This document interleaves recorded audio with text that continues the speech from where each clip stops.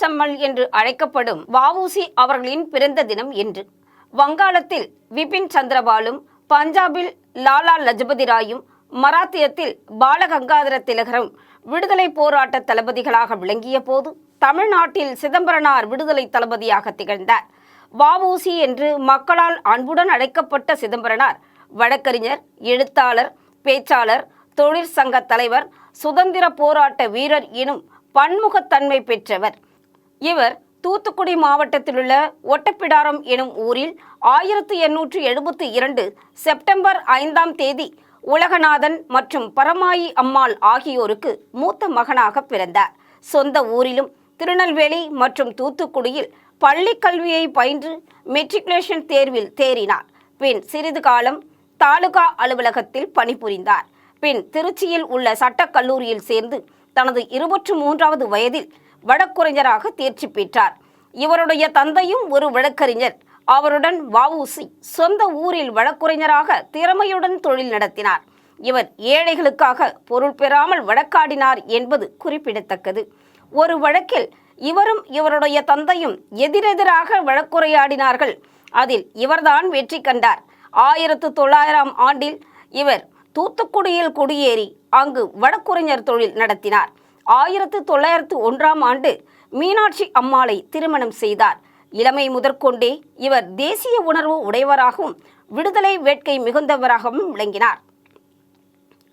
1905இல் வங்கப் பிரிவினை நடந்தபோது அதனை எதிர்த்து நாடு முழுவதும் போராட்டம் நடந்தது. திலகரின் புரட்சி கருத்துக்கள் இவரை மிகவும் கவர்ந்தன. திலகரை தம் வழிகாட்டியாக கொண்டார். தென்னாட்டில் திலகரின் கொள்கைகளை பரப்பினார். தமிழ்நாட்டில் ஊர் ஊராக சென்று மக்களிடம் விடுதலை உணர்வை தூண்டினார்.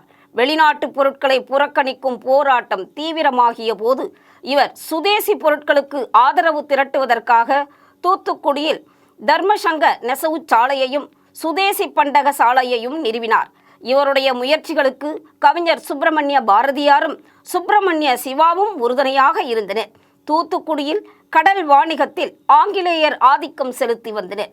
இந்திய வணிகர்களை அவர்கள் இழிவாக நடத்தினர். இதனை கண்டு வ.உ.சி. மனம் கொதித்தார். கடல் வாணிகத்தில் ஆங்கிலேயரின் ஆதிக்கத்தை ஒழிக்க உறுதி பூண்டார். சுதேசி கப்பல் கம்பெனி ஒன்றை நிறுவ முனைந்தார். பங்குக்கு 25 ரூபாய் வீதம் 40,000 ரூபாய் பங்குதாரர் சேர்ந்த 10 லட்சம் மூலதனத்துடன் 1906 அக்டோபர் 16ஆம் தேதி சுதேசி கப்பல் கம்பெனி ஒன்றை பதிவு செய்தார். இதற்கு பங்குகள் சேர்க்க இவர் வட இந்தியாவிற்கு சென்று திலகருடன் தொடர்பு கொண்டார். அப்போது திலகருக்கு நெருங்கிய நண்பரானார். வட இந்தியாவிலிருந்தும் தென்னிந்தியாவிலிருந்தும் பலர் இவருடைய கப்பல் கம்பெனியில் முதலீடு செய்தனர். இதன் சார்பாக கலியோ லாவோ என்ற 2 கப்பல்கள் வாங்கப்பட்டன. சுதேசி கப்பல் கம்பெனியில் 1907இல் கடல் வாணிகம் தொடங்கியது. இந்திய வணிகர்கள் இந்நிறுவனத்தின் கப்பல்களிலேயே தம்முடைய பொருட்களை அனுப்பினர். இதனால் கப்பலோட்டிய தமிழன் என்று மக்கள் வ.உ.சி.யை அழைத்தனர். வெள்ளையரின் கப்பல்களுக்கு வருவாய் குறையலாயிற்று. வெள்ளையரின் கப்பல் கம்பெனி போட்டிக்காக கப்பல் கட்டணத்தை குறைத்தது. சுதேசி கப்பல் கம்பெனியிலிருந்து வ.உ.சி. விலகிவிட்டால் இவருக்கு பெரும் தொகை தருவதாக வெள்ளையர் ஆசை காட்டினர். ஆனால் அதற்கெல்லாம் வ.உ.சி. இணங்கவில்லை.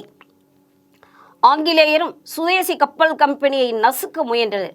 இப்படி பலவிதமாக கொடுக்கப்பட்ட தொல்லைகளாலும் சுதேசி கப்பல் நிறுவனத்தின் வளர்ச்சியை தடுக்க இயலவில்லை. தூத்துக்குடியில் வெள்ளையருக்கு சொந்தமான கோரல் நூற்பாலை என்ற தொழிற்சாலை இருந்தது. அங்கு தொழிலாளர்களுக்கு ஊதியம் மிக குறைவு. 12 மணி நேரத்திற்கும் அதிகமாக உழைக்க வேண்டும். ஏதேனும் தவறு செய்தால் கடுமையாக தண்டிக்கப்பட்டனர். தொழிலாளர்களின் அவலநிலையை பார்த்து வ.உ.சி. மிகவும் வருந்தினார். தொழிலாளர் உரிமை போராட்டத்திற்கு தலைமை ஏற்றார். தொழிலாளர்கள் வேலை நிறுத்தம் செய்ய வழிகாட்டினார். தம் மனைவியின் நகைகளை விற்றும் ஊர் மக்களிடம் பணமும் பொருளும் திரட்டியும் தொழிலாளர் குடும்பங்களுக்கு இவர் உதவினார். இறுதியில் தொழிலாளர் உரிமை போராட்டம் வெற்றி பெற்றது. வ.உ.சி.யை அடக்கிட வெள்ளையர் ஆங்கில அரசின் உதவியை நாடினர். இவர் மீது அதிகாரிகள் அடுக்கடுக்காக பல வழக்குகள் தொடர்ந்தனர். அவை யாவும் தோல்வி கண்டன. 1908இல் விபின் சந்திரபால் விடுதலை நாளன்று திருநெல்வேலி தாமிரபரணி ஆற்றங்கரையில் நடந்த மாபெரும் கூட்டத்தில் விடுதலை முழக்கம் செய்தமைக்காக இவர் மீது வழக்கு போடப்பட்டது. இது நாடு முழுவதும் பெரும் கொதிப்பை ஏற்படுத்தியது. இந்த வழக்கில் இவருக்கு இரட்டை ஆயுள் தண்டனையும் விதிக்கப்பட்டது. இதனை அறிந்த திருநெல்வேலி மாவட்ட மக்கள் கொதித்தெழுந்து அரசாங்க சொத்துக்களை சேதப்படுத்தினார்கள். உயர்நீதிமன்ற மேல்முறையீட்டில் இரட்டை ஆயுள் தண்டனை சிறைவாசம் 6 ஆண்டு சிறைவாசமாக குறைக்கப்பட்டது. சிறையில் இவர் பல துன்பங்களுக்கு ஆளானார். கோயம்புத்தூர் சிறையில் இவர் செக்கெடுத்து நலிந்தார். அங்கு ஓர் சிறை அதிகாரி இவரை கொடுமையாக நடத்தியது கண்டு மனம் கொதித்த சிறை கைதிகள் கலகம் செய்தனர். இதன் விளைவாக சிறை சீர்திருத்த குழு அமைக்கப்பட்டது. கைதிகளின் இன்னல்கள் ஓரளவு குறைந்தன. வ.உ.சி. சிறையில் இருந்தபோது சுதேசி கப்பல் நிறுவனம் மூழ்கி போனது. அவர் இல்லாமல் மற்றவர்களால் கப்பல் நிறுவனத்தை நடத்த இயலவில்லை. அவர்கள் கப்பலை விற்றுவிட்டனர். 5ஆம் ஜார்ஜ் மன்னர் இங்கிலாந்தில் அரியணை ஏறியதை ஒட்டி சிறை தண்டனை காலம் குறைக்கப்பட்டு 1912 டிசம்பரில் விடுதலை பெற்றார். சிறையில் இருந்தபோது அவர் பல அரிய நூல்களை எழுதினார். விடுதலைக்கு பிறகு வறுமையில் வாடினார். வழக்குரைஞர் தொழில் நடத்துவதற்கான விருதை ஏற்கனவே அரசாங்கம் இவரிடமிருந்து பறித்து கொண்டது. அதனால் இவரால் வழக்குரைஞர் தொழில் நடத்த இயலவில்லை. சென்னையில் சிறிது காலம் மண்ணெண்ணெய் அரிசி வியாபாரம் செய்தார். பின் உயர்நீதிமன்ற நீதிபதியாக இருந்து வேலஸ் என்பவரின் உதவியால் வழக்குரைஞர் தொழிலை நடத்துவதற்கான விருது மீண்டும் இவருக்கு கிடைத்தது. இக்காலத்தில் திலகர் இவருக்கு மாதந்தோறும் பொருளுதவி செய்து வந்தார். வ.உ.சி. சிறந்த தமிழ் புலவராகவும் கவிஞராகவும் விளங்கினார். தம் சுயசரிதையை கவிதை வடிவில் எழுதினார். பல உரைநடை நூல்களையும் எழுதினார். திருக்குறள், சிவஞான போதம் போன்ற நூல்களுக்கு உரை எழுதினார். தொல்காப்பியம், இளம்புறனார் உரையை புதுப்பித்தார். இறுதியில் கோயம்புத்தூர் மத்திய சிறையில் வ.உ.சி. இழுத்த செக்கு சென்னை காந்தி மண்டபத்தில் நினைவு சின்னமாக பாதுகாக்கப்படுகிறது. தூத்துக்குடி துறைமுகத்திற்கு கப்பலோட்டிய தமிழன் வ.உ.சி. பெயரும் வைக்கப்பட்டிருக்கிறது என்பது குறிப்பிடத்தக்கது.